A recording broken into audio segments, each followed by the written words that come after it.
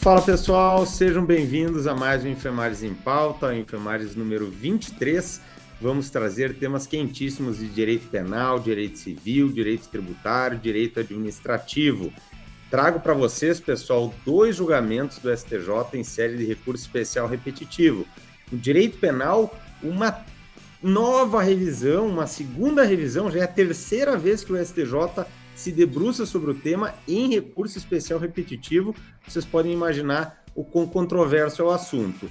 Cuidamos da extinção da punibilidade em caso de aplicação de pena privativa de liberdade concomitante com a pena de multa. É possível o reconhecimento da extinção da punibilidade sem o pagamento da pena de multa, só com o cumprimento da pena privativa de liberdade? O STJ entende como regra que não pode, mas abriu uma exceção e vamos ver um julgamento bem interessante, que também traz dados bem pertinentes sobre a realidade carcerária brasileira. O segundo julgamento envolve direito tributário, questão de responsabilidade tributária, aplicação do 135, inciso 3º do CTN, na dissolução irregular, que nós sabemos que é um dos motivos que ensejam o redirecionamento da cobrança em relação ao sócio-gerente. É possível redirecionar a execução fiscal contra o sócio-gerente que exercia os seus poderes de gerência no momento do fato gerador, ou tem que ser contra o sócio-gerente que exercia os poderes de gerência no momento da dissolução irregular? Vamos ver a tese fixada pelo STJ. Bom dia, professor Felipe, seja bem-vindo, tudo tranquilo? Tudo em paz, professor Gabriel. Olá, alunos. Eu trago hoje, professor, 2 julgados, ambos do STJ. Um deles é das turmas de direito privado e aborda assuntos relacionados com direito de família e direito das sucessões.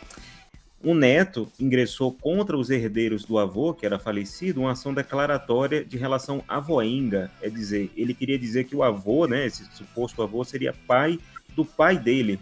Só que o que é que ocorre? O neto, no curso da demanda, ele vem a falecer.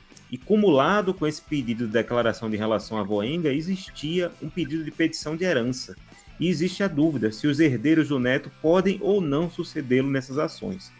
O segundo processo que eu trago hoje, a segunda chamada de informativo que eu trago hoje, é de uma das turmas do STJ de Direito Público, que trata daquela grande discussão sobre se aposentados e pensionistas que têm direito à paridade e à integralidade, o que é que eles devem analisar para pleitear se uma determinada verba que está no contra-cheque dos servidores ativos lhe é ou não extensível.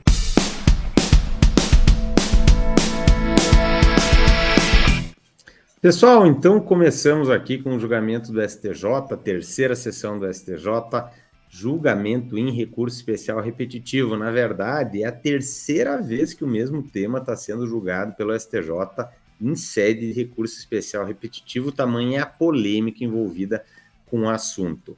Imaginem que alguém foi condenado por um crime, a pena privativa de liberdade cumulada com a pena de multa, que era também, logicamente, prevista no preceito secundário do tipo penal. Agora imaginem que ele cumpriu a pena privativa de liberdade, mas não pagou a pena de multa, que nós sabemos passa por um processo de execução, porque depois do trânsito em julgado ela é uma dívida de valor. Aí vem a dúvida, a extinção da punibilidade, o reconhecimento da extinção da punibilidade, depende também do pagamento da pena de multa, ou ela é meramente uma dívida e não pode acarretar a uma situação de impedimento à declaração da extinção da punibilidade? Primeiro, pessoal, só para a gente se situar, o que tem de consequências aí nessa decisão? Se nós temos alguém que cumpriu a pena privativa de liberdade, mas ainda não pagou a pena de multa e não pode ter a extinção da punibilidade reconhecida, ele ainda está com os efeitos da sentença penal condenatória ainda se projetando sobre ele. Consequentemente, ele não pode votar, ele não pode ser votado, ele não pode tirar passaporte, ele não pode participar de concurso público.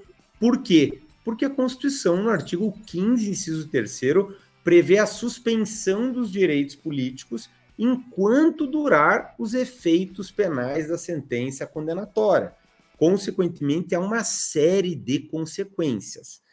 que nós tivemos para a gente compreender todo o histórico da discussão?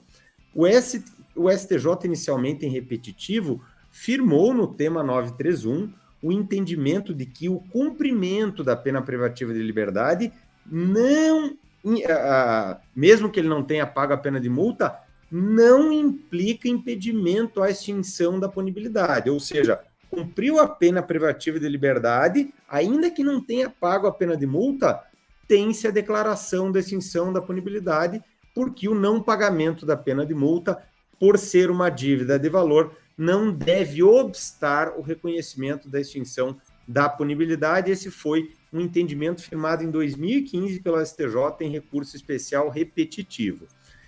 O que aconteceu depois que provocou uma guinada jurisprudencial no STJ?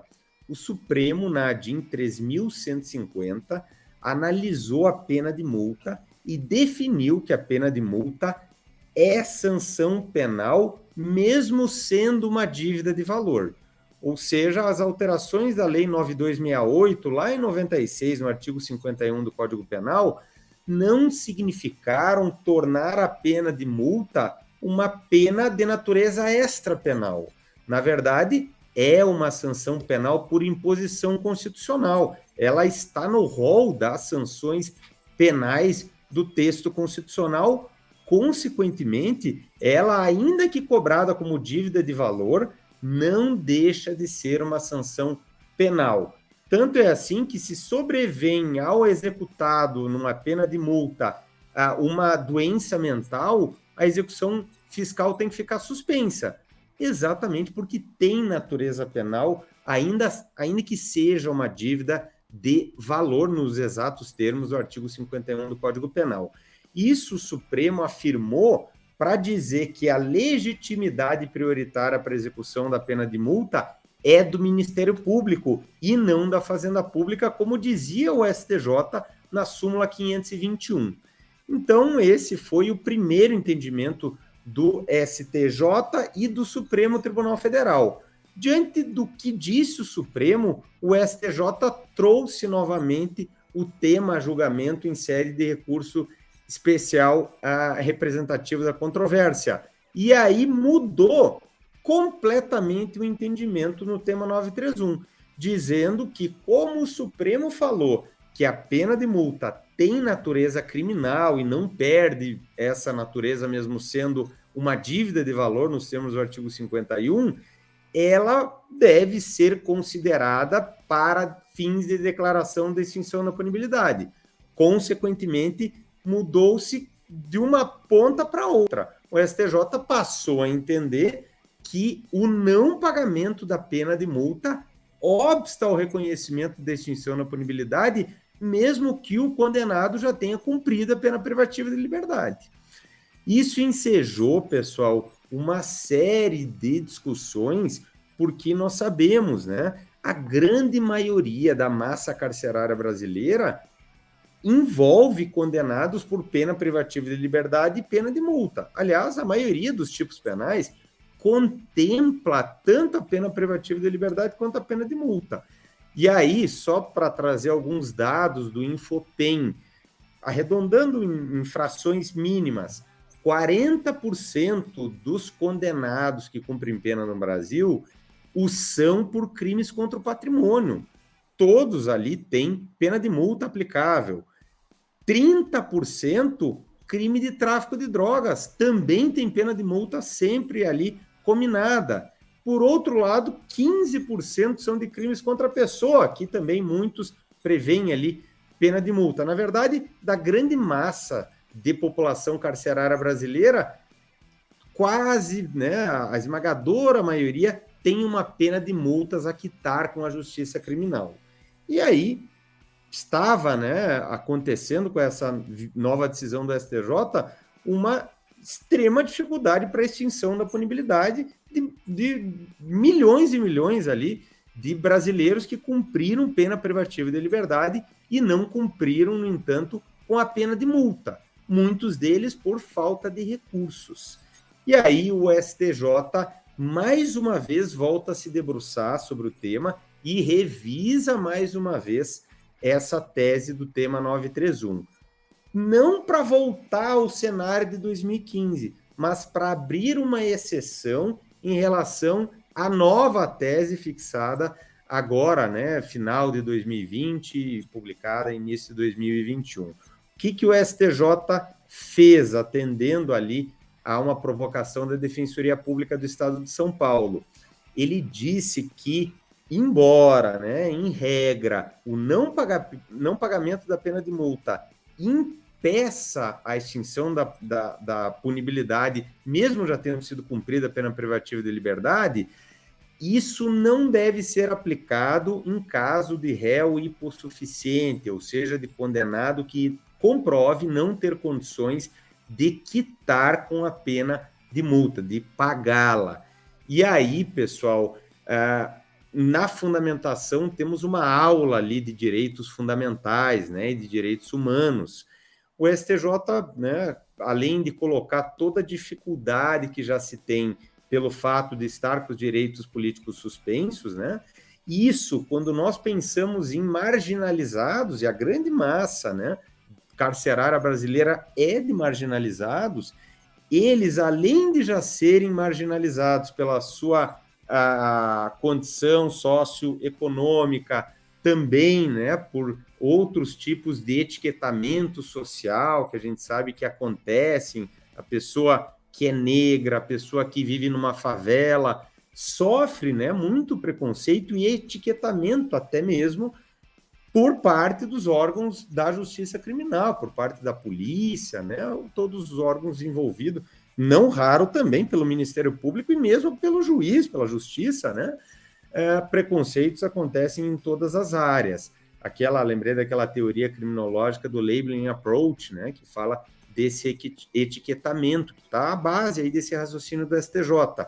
E aí o STJ vai dizer, se nós, para essas pessoas que já vivem uma condição totalmente de dificuldade de marginalização, já estão no sistema criminal, que provoca uma marginalização ao cubo, se eles ainda, para extinção da punibilidade, vão ter que pagar a pena de multa, eles vão entrar num círculo vicioso, porque eles não conseguem trabalho pela marginalização e não conseguem estar com os direitos políticos quites, né? Estar em dia com a cidadania, exatamente porque não conseguem pagar a pena de multa, mas eles não têm dinheiro porque não conseguem trabalhar em função dessa marginalização. Então é um círculo vicioso do qual eles muito dificilmente vão conseguir sair. Desse modo, o STJ abriu a exceção. Vejam, é exceção, ele não voltou ao entendimento anterior de 2015 do tema 931. Ele abriu uma exceção ao novo entendimento. Trocando em miúdos para a gente guardar bem, se nós temos alguém que foi condenado à pena privativa de liberdade e à pena de multa, a extinção da punibilidade depende, em regra, do pagamento da pena de multa e do cumprimento da pena privativa de liberdade. Excepcionalmente, se o réu não tiver condições comprovadamente de quitar a pena de multa, aí sim, isso não impedirá a extinção da punibilidade. É uma decisão bem interessante que, inclusive, segue toda uma linha de entendimento do Supremo em relação à pena de multa. O Supremo cuidou bastante, né, da pena de multa depois do caso do Mensalão. E aí, né, em vários julgados, ele externou que a pena de multa em crimes econômicos, crimes do colarinho branco, né, naquela expressão de Edwin Sutherland, né, cunhada ali, famosa, na metade do século XX, né, ali em torno de 1950, esses criminosos, neles a pena de multa tem uma efetividade muito grande. Por isso, por exemplo, que o Supremo impede a progressão de regime de pena se o cara não paga a pena de multa, salvo impossibilidade de fazê-lo, mesmo que parceladamente. Então, o Supremo foi bem rigoroso, mas em casos que cuidavam de criminalidade econômica, cuidavam de crimes do colarinho branco. E o STJ trouxe isso à baila para dizer, olha, não podemos aplicar essa mesma lógica em relação à grande massa carcerária brasileira. Então, um julgamento bem interessante em matéria não só de direito penal, mas também de criminologia, uma verdadeira aula ali, o voto do ministro Schietti, e acho que o STJ, assim, acabou encontrando um equilíbrio nessa discussão. Professor Felipe... Eu faço só um comentário, Gabriel, que na prática o STJ ele seguiu o Supremo, né? O próprio legislador reforçou esse caráter, né, da natureza penal da multa, né?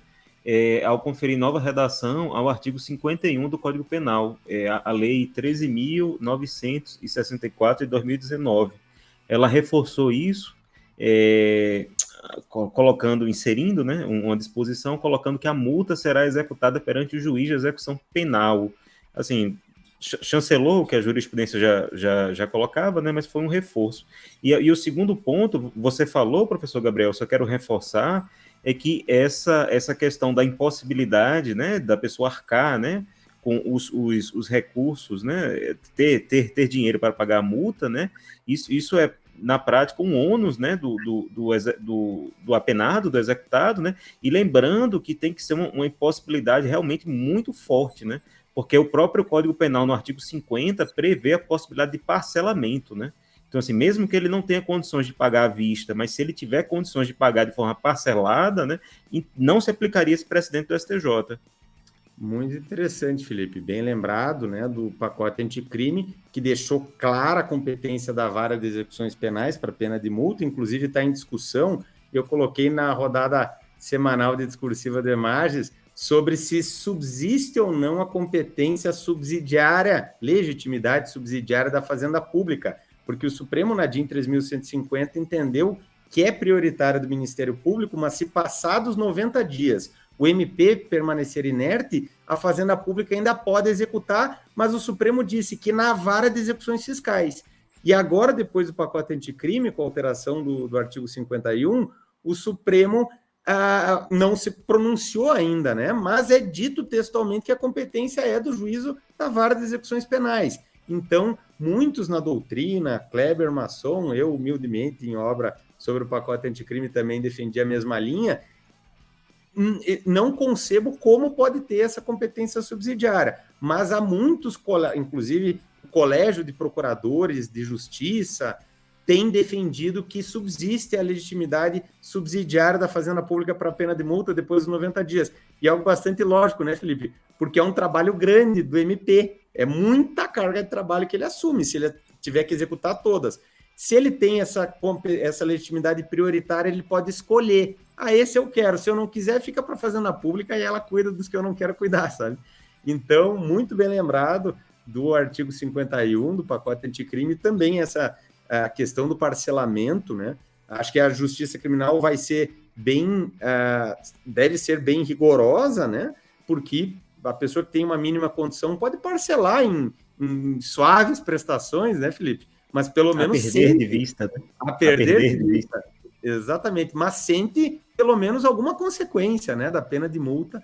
Então, também concordo que tem que ser aplicado com muita parcimônia para situações em que efetivamente o condenado não tem a menor condição, e a gente sabe, né, que tem muita gente que não tem condição de pagar um parcelamento mínimo que fosse, né, de valor mensal. Vamos então, Felipe, tu tens um julgado de direito civil bem legal, né, sobre sucessão em relação à Voenga. Exatamente, professor Gabriel. O caso em si, ele não é nem tão interessante, não é nem tão comum, mas ele nos permite revivermos, né, ou relembrarmos uma série de conceitos. Eu queria que o pessoal de casa começasse lendo o artigo 1606 do Código Civil. Esse artigo 1606, o que é que ele traz? Ele traz a discussão sobre a questão do reconhecimento do estado de filho, ou ação da prova da filiação, né? O Código Civil de 2002, ele trouxe uma inovação em relação ao que estava no Código Civil antigo, de 1916, e o que constava do artigo 27 do ECA, né? Do Estatuto da Criança e do Adolescente. O que é que esses dispositivos traziam, né, antes do Código? É que a ação de reconhecimento de filiação, ela é uma ação personalíssima e intransmissível.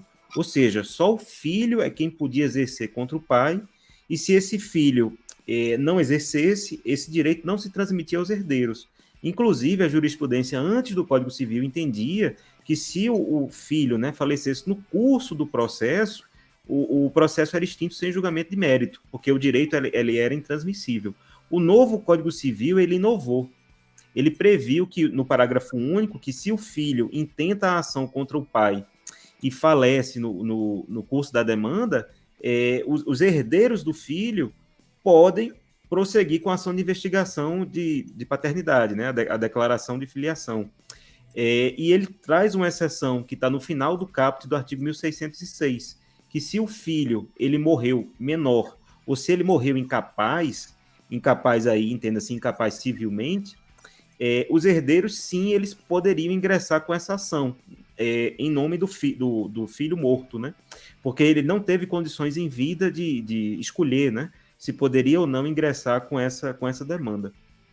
O objetivo disso é você trazer segurança, né, trazer paz nas relações, né, para evitar que diversas gerações de uma família fiquem brigando entre si, né, por direitos familiares, sucessórios, etc. Enfim, mas o que é que eu quero colocar? O que o julgado do STJ trouxe não foi isso. Foi uma questão um pouco diferente. É o neto que ingressa contra o avô, né?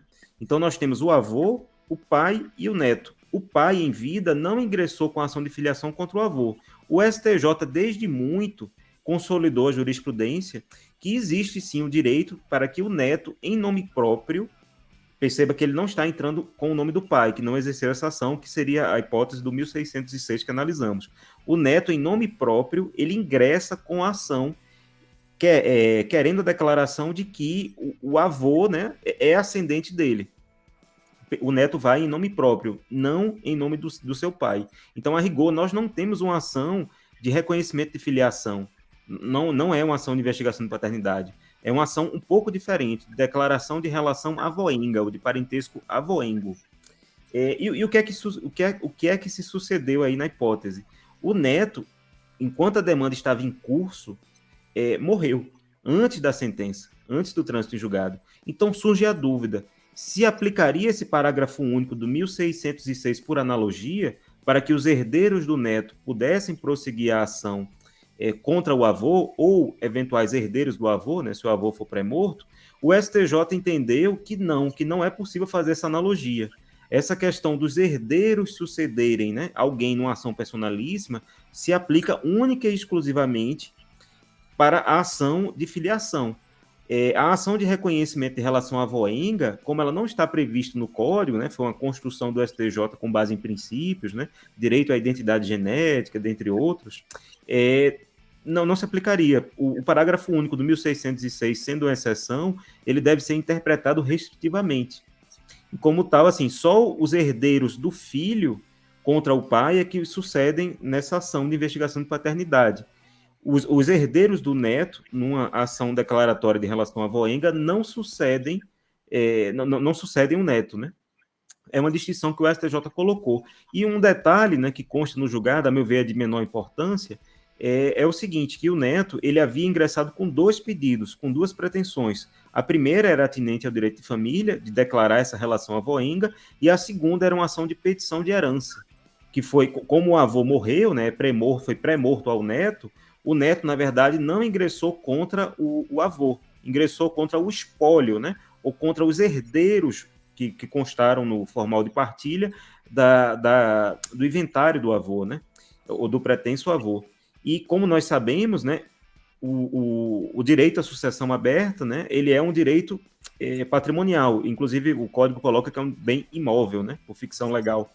Então, nesse caso específico, o STJ entendeu que a ação de reconhecimento da relação avoenga não se transmitia, então esse pleito deveria ser extinto sem julgamento de mérito. Já o pleito de petição de herança, ele é um direito transmissível, ele poderia ser transmitido, embora no julgado, né, os próprios ministros colocaram que seria muito difícil que o mérito desse pedido de petição de herança fosse julgado procedente. Provavelmente seria julgado improcedente, porque você não teria uma questão prejudicial, que é os herdeiros do neto serem, no caso, sucessores também, né, do avô. Isso foi a questão que o STJ colocou. Eu queria só para finalizar, professor Gabriel, que esse entendimento que eu coloquei do STJ sobre o direito do neto, né, em nome próprio, após o falecimento do pai, que não exerceu o direito da investigação de paternidade, ele está consolidado no enunciado 521 do CJF. Eu vou ler. Qualquer descendente possui legitimidade por direito próprio para propor o reconhecimento do vínculo de parentesco em face dos avós ou de qualquer ascendente de grau superior, ainda que o pai não tenha iniciado a ação da prova da filiação em vida. Eu só faço um pequeno adendo que não fica tão claro nesse enunciado, é que esse direito ele apenas surge para o neto quando o pai morre. Não existe uma concomitância, uma concorrência de legitimidade. Essa legitimidade do neto só surge quando o seu pai morre e adicionalmente, né, não ingressou com essa ação em vida. Em linhas gerais é isso, professor Gabriel. Um julgado bastante interessante e que deve se atentar a esse detalhe, né? Os herdeiros do neto não sucedem na ação. Os herdeiros do filho, sim, sucedem na ação. Muito legal, Felipe, e como tu bem colocaste ao início, né? O mais legal não é só conhecer um julgado, é lembrar de todos os conceitos relacionados, né? Seja em doutrina, jurisprudência ou na lei, né? Os dispositivos pertinentes, para o nosso amigo de casa, nossa amiga de casa, relembrar vários temas, explorando da melhor forma, né? O precedente. Muito legal, eu diria, né? Aquele que quer dar uma chutada ali no bom senso, faleceu, pode o herdeiro seguir na discussão, né? Digamos que o leigo, né, pensaria assim, mas o julgamento muito técnico, né, do STJ, que eu lembrei daquele raciocínio, né, Felipe, uma regra que é de exceção não pode ter uma interpretação extensiva, né? E foi o que o STJ acabou fazendo em relação ao parágrafo único, né? Pessoal, eu trago agora um julgamento irrepetitivo do STJ em matéria de direito tributário, julgamento bem importante, bem legal e que vai poder aí ser cobrado em todos os concursos estaduais, federais, as mais diversas carreiras que sabemos que cobram o direito tributário. Vejam que é um assunto sobre responsabilidade tributária, então interessa a todos os tributos, a todo tipo de cobrança tributária. O que vale a gente lembrar aqui para entendermos esse repetitivo do STJ? Em primeiro lugar, pessoal, começamos lá no artigo 135, inciso 3º do CTN. O CTN ele prevê responsabilidade tributária de terceiros por atuação legítima e por atuação ilegítima. No 134 do CTN, nós temos os casos de responsabilidade tributária de terceiros por atuação legítima. Por exemplo, pai em relação aos filhos, tabeliães, notários, uma série de situações. No 135, nós temos as hipóteses de responsabilidade tributária por atuação ilegítima do terceiro. E nessas situações, a hipótese mais comum no dia a dia, na prática, é do inciso 3º, que cuida exatamente ali de a atuação contrária à lei, contrária a estatuto social, contrária a contrato social, e em particular a da linha C dos sócios gerentes, dos sócios administradores, né? É a hipótese mais frequente que nós temos na execução fiscal. Então, o que estava em jogo aqui era o 135, inciso 3º, a linha C do CTN. Possibilidade de responsabilização tributária dos sócios gerentes, sócios administradores, em caso de atuação com infração à lei ou ao contrato ou estatuto social da empresa. O STJ... Por um tempo, isso já, ainda na década de 90, ele mudou essa jurisprudência, mas durante muito tempo ele seguiu esse entendimento. Vejam que o CTN de 66, né, Lei 5.172, e recepcionado, né, com força de lei complementar, claro que o Supremo, que fazia o papel do STJ antes da Constituição de 88, e depois, né, de 88, que o STJ assumiu o papel de dar a última palavra na interpretação da legislação infraconstitucional. E o STJ seguiu uma linha do Supremo de que o inadimplemento tributário é uma infração à lei. Logo, quando a empresa é devedora tributária, ela descumpriu a lei e, consequentemente, é possível a cobrança dos sócios administradores, dos sócios gerentes. Isso, pessoal, em termos econômicos e empresariais, sempre foi muito criticado, porque inibia a atividade empresarial, inibia assumir uma responsabilidade como sócio-gerente, como sócio-administrador.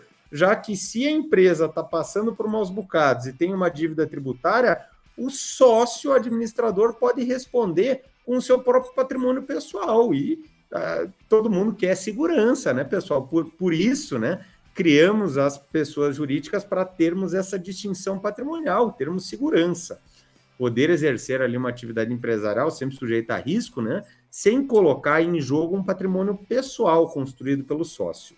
O STJ deu o braço a torcer, mudou a sua jurisprudência para dizer que o acionamento do 135, inciso 3º, a linha C, dependeria de uma atuação dolosa ou culposa por parte do sócio-gerente. Ou seja, o mero inadimplemento tributário objetivamente considerado não autoriza o redirecionamento da cobrança perante o sócio-gerente, perante o sócio-administrador. Somente quando ele, nessa dívida tributária, tem atuado de forma dolosa, fazendo alguma fraude, por exemplo, ou mesmo de forma culposa, numa infração ali a um dispositivo legal, ou mesmo a obrigações contempladas no contrato social ou no estatuto social. Trocando em miúdos, se tornou bem mais difícil, né, a cobrança da dívida tributária da empresa perante o sócio-gerente, perante o sócio-administrador. Salvo quando, né, isso foi até um estratagema, Felipe também foi procurador da Fazenda Nacional, né, sabe bem dessa, um estratagema que a jurisprudência acabou chancelando. Coloca-se o nome do sócio-gerente na CDA e aí pode redirecionar, e ele que tem que comprovar nos embargos que não atuou dolosamente ou culposamente. Ou seja, num passe de mágica, passaram a inserir o nome do sócio na CDA, como ela tem presunção de liquidez e certeza, né? Já não cabe, né, uma exclusão do sócio citado, senão nos embargos em que ele comprove uma atuação legítima, né? Mas, vejam, né, assim se consolidou a interpretação do 135, inciso 3º, a linha C, no caso do inadimplemento tributário. Tivemos repetitivo do STJ ainda em 2009, na época do saudoso ministro Teori, e na sequência a súmula 430 do STJ, dizendo que o mero inadimplemento tributário não autoriza por si só o redirecionamento da execução fiscal contra o sócio-gerente, contra o sócio-administrador. O STJ também, embora tenha fixado esse entendimento, acabou analisando uma outra situação e aí trouxe um posicionamento favorável à Fazenda Pública. Os casos de dissolução irregular autorizam, segundo o STJ, o redirecionamento da cobrança tributária, o redirecionamento da execução fiscal. Por quê? Porque a dissolução irregular é uma atuação contrária à lei. Essa que é a premissa do STJ e, portanto, se nós temos ali uma empresa que simplesmente fechou as portas e virou as costas, é o caso de dissolução irregular, nós temos uma situação que permite, por ser uma infração à lei, o acionamento do 135, inciso 3º, ali na C do CTN, numa cobrança contra o sócio administrador, contra o sócio gerente. E aí surgiu a dúvida, o STJ passou a dizer isso, editou uma súmula, a súmula 435, para dizer que se presume irregular a dissolução da empresa que deixa de funcionar no seu domicílio tributário e não informa, né, nada ao fisco, não promove a baixa regularmente. E aí, só para ir no detalhe do detalhe, né, para essa dissolução irregular presumida pelo fato de a empresa não estar funcionando mais no local, né, do seu domicílio tributário, o STJ disse que não basta a citação na execução fiscal por AR. É necessário, se volta ao AR dos Correios dizendo que não tinha ninguém, é necessário que vá o oficial de justiça lá e certifique com fé pública que efetivamente a empresa não funciona mais no seu domicílio tributário. Então, o STJ chancelou essa possibilidade da responsabilização do sócio-gerente em caso de dissolução irregular. O que estava faltando ainda? Definir qual sócio-gerente. O sócio-gerente no momento do fato gerador da obrigação tributária ou o sócio-gerente no momento da dissolução irregular? Ou ambos, os dois, tanto faz. O STJ caminhou para entender, o tema foi bem polêmico, ensejou muita divergência nos tribunais, para entender que é o sócio-gerente no momento da dissolução irregular, ou seja, não o sócio-gerente que exerceu seus poderes de gerência no momento do fato gerador da obrigação tributária, o que é bastante lógico, para a gente guardar, né, e memorizar. Quando a gente entende, fica sempre mais fácil de memorizar. Por quê? Porque se o fato que autoriza essa responsabilização tributária por uma atuação contrária à lei é a dissolução irregular, nada mais lógico que seja o sócio-gerente no momento da dissolução irregular. Então, nesse repetitivo, o STJ analisou a situação do sócio-gerente no momento do fato gerador da obrigação tributária e disse que ele, em regra, não tem legitimidade para responder pela dívida tributária, ou seja, não tem responsabilidade tributária pelo simples fato de ter atuado no momento do fato gerador da obrigação tributária de uma empresa que foi dissolvida irregularmente. Por que eu disse em regra? Porque pode acontecer, e o STJ ressalvou, que ele, no momento do fato gerador, tenha atuado dolosa ou culposamente. E aí ele pode ser responsabilizado. Mas só pelo inadimplemento tributário e o exercício da gerência da empresa no momento do fato gerador não é suficiente para autorizar essa cobrança contra ele, para autorizar esse redirecionamento de execução fiscal contra ele, ou seja, para fazer, para evidenciar a sua responsabilidade tributária.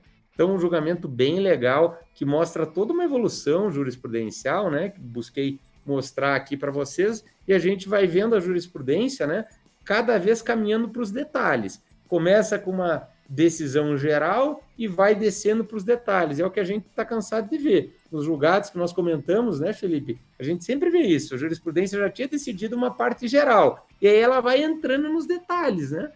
Então, bem interessante. Mais um detalhe, agora em repetitivo, com grande possibilidade de cobrança aí nas vindouras provas.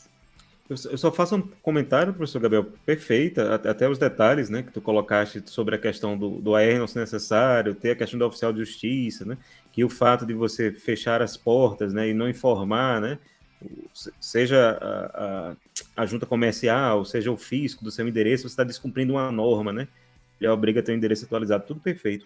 A única coisa que eu colocaria é que, em termos bem formais, acho que quem fala isso é até o Renato Lopes Becho, que é juiz federal na terceira região. Você tem duas regras aí. Você tem a regra do fato gerador tributário, né, que ela incide, cria a obrigação tributária, essa obrigação tributária se torna um crédito tributário e o contribuinte tem que pagar, né? E isso você tem uma norma com um fato gerador muito bem definido. E outra norma é a que estabelece a responsabilidade tributária de terceiros, né? No caso dos sócios, gerentes e administradores. E nesse caso, o suporte fático dessa regra de responsabilização, ela é completamente diferente, né, da regra de incidência tributária, né, do fato gerador. Você tem duas normas diferentes e o suporte fático de ambas as normas também são diferentes. Perfeito, Felipe. Exatamente. E o STJ seguiu bem, né? Isso, não confundindo o nascimento da obrigação tributária com o fato gerador, e a hipótese do surgimento da responsabilidade tributária de terceiros, né? Beleza, então temos para finalizar, né, professor Felipe, um julgamento agora de direito administrativo. Exatamente, é um julgamento da segunda turma do STJ, professor Gabriel. Mais uma vez, o tema em discussão não é nem tão importante, mas importantes são as premissas, né, que são utilizadas no julgamento. Qual era o caso? O caso, você tinha aposentados e pensionistas que eram professores, e professores federais que eram regidos pela Lei 12.772 de 2012. E eles buscavam que uma vantagem, né, que é paga aos servidores da ativa, aos professores da ativa, fosse extensiva, né, aos aposentados e aos pensionistas. Eles buscavam que o reconhecimento de saberes e competências, o RSC, que é uma espécie de titulação, você, pelo fato de ser pós-graduado, pelo fato de você ser mestre, ou pelo fato de você ser doutor, você recebe, né, um adicional em relação ao seu vencimento básico, se isso seria ou não extensível aos aposentados. O STJ entendeu que sim, que seria. O STJ ele não fundamentou muito bem, e eu acho que cabem aqui algumas observações. Cabe resgatar um pouco como é a história, né, da aposentadoria e das pensões dos servidores públicos dentro do RPPS, que é o Regime Próprio de Previdência Social. A Constituição de 1988, na redação originária do parágrafo 4º do artigo 40 da Constituição, ela tinha lá uma previsão que os aposentados e os pensionistas, quer dizer, os inativos em geral, eles teriam os seus proventos, né, de aposentadoria e pensão reajustados sempre que os servidores ativos tivessem reajustes também. E nisso, a doutrina entendeu que existia um direito de paridade e integralidade. Com a emenda 20, manteve esse direito dos aposentados, apenas deslocou, né, essa norma que estava no parágrafo 4º do artigo 40 da Constituição para o parágrafo 8º, mas manteve ainda esse direito, a paridade e a integralidade como sendo a regra geral, e com a emenda constitucional 41, esse direito ele foi extinto, ao menos no corpo permanente das regras da Constituição Federal. O artigo 40, parágrafo 8º, ele apenas previu um reajuste, sem vincular esse reajuste ao pessoal da ativa. Esse reajuste que está previsto na Lei 10.887, ele segue o INPC, que é o mesmo critério de reajuste das aposentadorias, pensões, enfim, dos benefícios previdenciários dos trabalhadores do regime geral de previdência social, o RGPS. Mas a discussão ainda permanece porque a emenda constitucional 41, a emenda constitucional 47 e a emenda constitucional 103 mantiveram, enquanto regras de transição, é dizer, enquanto regras que não estão no corpo permanente mais da Constituição, mas estão em artigos dessas emendas constitucionais que eu citei, esse direito à paridade e ou integralidade, dependendo do caso. Você pode ter os dois, você pode ter um, você pode ter outro. Mas, enfim, o que é importante é que o pessoal de casa saiba que quem ingressou no serviço público após a emenda constitucional 41 já não tem mais esse direito. Essa discussão aqui é para aqueles aposentados e pensionistas que já o eram aposentados e pensionistas quando a emenda constitucional 41 entrou em vigor ou se enquadraram em alguma regra de transição, quando da ocorrência do fato gerador, quando do óbito, né, do Instituto da Pensão ou quando da aposentação do servidor. Mas nessa segunda hipótese, eles têm obrigatoriamente que se enquadrar em alguma regra de transição da emenda constitucional 41, 47 ou mesmo da 103, que é a recente reforma da Previdência. Pois bem, no caso em comento aí, os aposentados e pensionistas que estavam pleiteando essa extensão, né, dessa gratificação chamada Reconhecimento de Saberes e Competência, RSC, eles tinham esse direito, a paridade e a integralidade. Então, é o primeiro ponto que o pessoal de casa deve se atentar. É primordial ver essa questão prejudicial, se o aposentado ou pensionista tem ou não direito a essa paridade. E o segundo ponto é você ver qual é a natureza da verba. E aqui, professor Gabriel, existe toda uma construção jurisprudencial em que eu consigo, pelo menos, enxergar 3 classes de rubricas ou de verbas que aparecem no contra-cheque do servidor. O primeiro é para ver se a verba que o servidor da ativa percebe é uma verba indenizatória. Se essa verba for indenizatória, é dizer, não incide sobre ela nem imposto de renda, nem contribuição previdenciária do servidor público, essa gratificação ela nunca foi extensível aos aposentados e pensionistas, ainda que eles tenham a paridade e integralidade. Um bom exemplo disso é o auxílio alimentação, que inclusive constava numa súmula do Supremo Tribunal Federal e que foi transformada, né, ela foi convertida em súmula vinculante. Se não me falha a memória, é a súmula vinculante 55, onde diz textualmente: o direito ao auxílio alimentação não se estende aos servidores inativos. Então, primeiro ponto, se a verba é indenizatória, não há que se falar nesse direito de extensão. Vamos lá. Se a verba não for remuneratória, se ela não for indenizatória, ela é remuneratória. E aqui o pessoal de casa tem que fazer uma seguinte distinção. essa verba remuneratória, ela é de caráter genérico ou ela é de caráter propter laborem?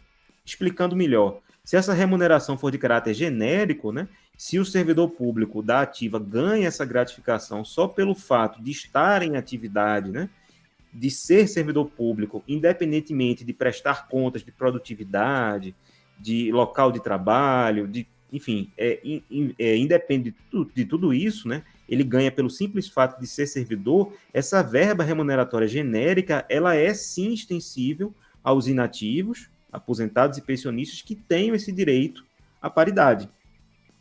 Ponto pacífico. E tem um outro ponto, que são as gratificações específicas, ou propter laborem, que elas são devidas em função de alguma pontuação, de algum trabalho, de alguma acumulação que o servidor público detém, de alguma característica específica daquele servidor que o colega dele, que não esteja na mesma situação, não recebe. A administração pública, concretizando o princípio da eficiência, né, que é da administração gerencial, estabeleceu que diversas gratificações, a primeira delas foi a GEDATA, que foi prolífica, né, em vários julgados e súmulas do Supremo, ela seria paga de acordo com a produtividade do servidor. Ela seria paga de acordo com o desempenho do servidor através de uma pontuação. E essa gratificação propter laborem, né, no exemplo da GEDATA, ela previa que ela seria paga numa determinada pontuação para os servidores ativos, ou numa determinada faixa de pontuação, a depender do êxito, né, das avaliações que o servidor estaria submetido, e seria paga numa pontuação menor aos inativos. E o Supremo bateu o martelo e disse que, em regra, em princípio, essas gratificações propter laborem, elas não são extensíveis, mas vem uma grande pegadinha, que é que, enquanto não é regulamentada, enquanto não é implementada essa avaliação, essa gratificação propter laborem, ela tem um caráter genérico. Por quê? Porque os servidores ainda não foram avaliados, né?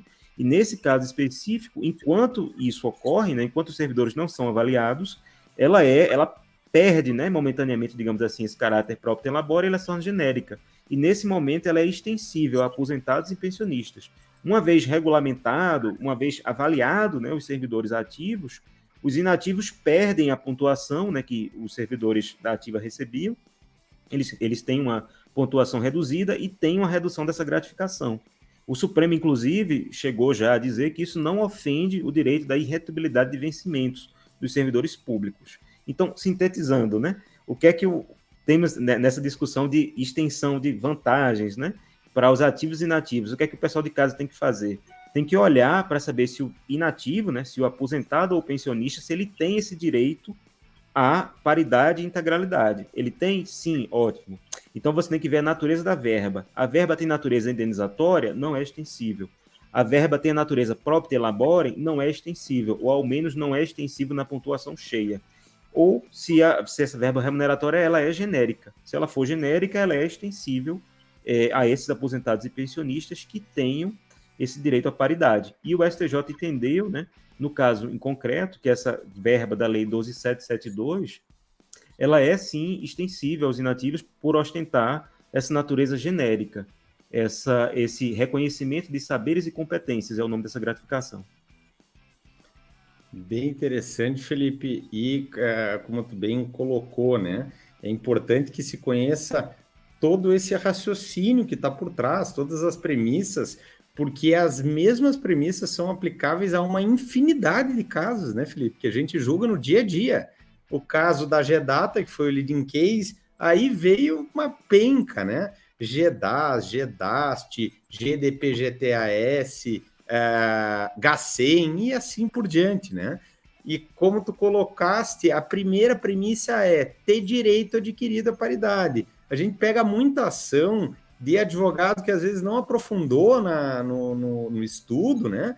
Viu que ganhou GEDATA e está aposentado, entra, né, Felipe? Só que sem olhar muitos casos de julgamento de improcedência que se pede essa gratificação, que se tivesse direito à paridade, seria de julgamento de procedência, segundo a jurisprudência, mas o autor não tem direito à paridade. Ele se aposentou depois da emenda 41 e não se enquadrou em nenhuma das regras de transição, né?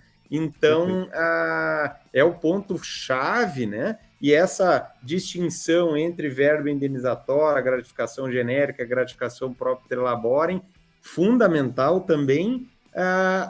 E aí, né, mesmo sendo propter laborem, a gente tem os casos, como a grande maioria delas, que geraram muita discussão, primeira delas, a GEDATA, que tem a súmula vinculante do Supremo, número 20, né, em que ela é propter laborem, ou propter officium, né, decorre ali do exercício efetivo do cargo, mas o governo demorou para regulamentar e deu um tiro no pé, né, porque foi condenado jurisprudencialmente a pagar enquanto ele não fez os ciclos de avaliação, e ele não fez por demora, por atraso dele, ele foi condenado a pagar a gratificação no percentual geral, né, de todos, da ativa, também aos inativos, com direito à paridade. Então, é daqueles julgamentos que se aplicam aí a toda uma série de ações de massa, né, Felipe, que a Justiça estadual e federal julgam aí diuturnamente.